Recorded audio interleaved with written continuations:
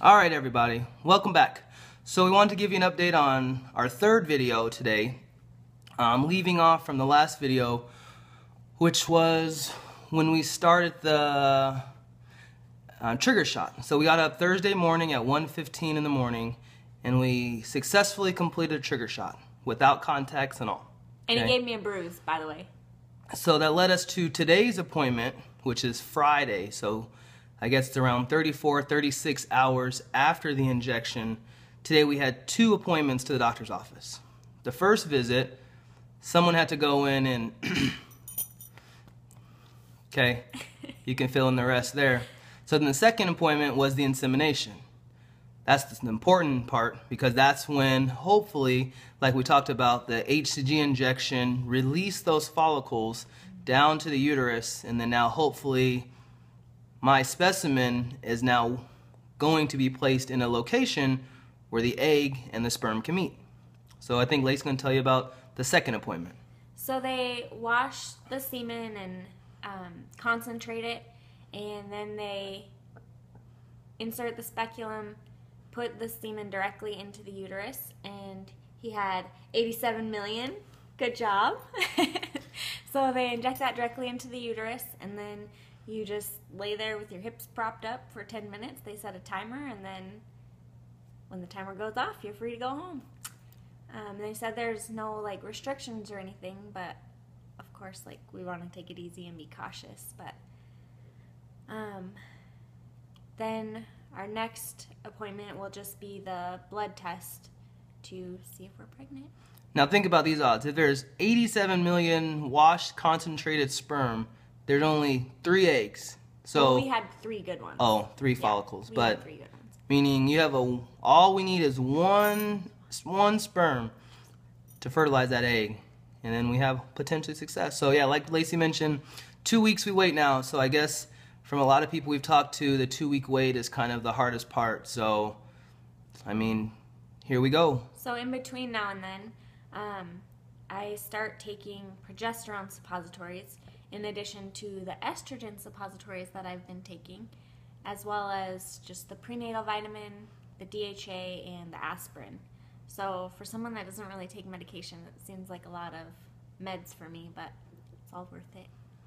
And then finally, there's a lot of people that keep asking us the price of IUI and the cost of IVF and just kind of infertility in general. And we can't speak on the price of IVF because we're not there yet, but all we can do is tell you. I know, huh? But if it is, we'll talk about it. So the pricing, so we'll let you know the pricing of the IUI. So I'm sure it varies from state to state, insurance to insurance, but a lot of IVF clinics aren't covered by insurance. So if you're preparing for IUI or if you're having troubles with infertility, just know that it's going to be a substantial cost, pretty much out of pocket. Luckily for us, we have an insurance plan. They're not the best, but at least they help out in some regards. So they cover 50% up to $5,000 maximum, not annually, but a maximum lifetime coverage. So it starts adding up really quick. So for instance, every time Lacey goes in for an ultrasound, it's like $285. Every time, even today, for the sperm or for the semen to get washed is $80. For the insemination, it's $160. So for the whole round, and we get 1 pregnancy test included in that initial cycle. So for the first round of IUI, it's around $900 out of pocket. So, but luckily, like I say, for us, it's 50% of that. So think about, I mean, if we have... Well, no, some of that pricing was already the 50%.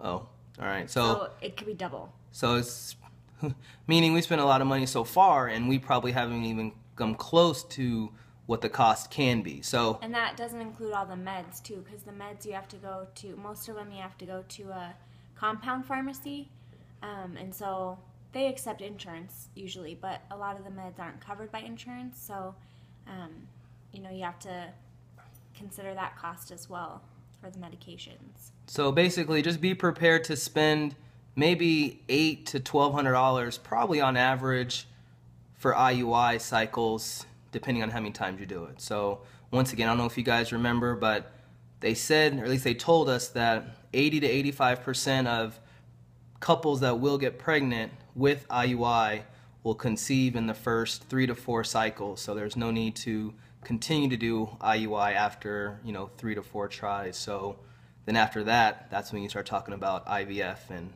of course, we've looked at research and we see that it's pretty substantial, but we don't have specifics on that because we're not at that stage yet. So we're just staying positive.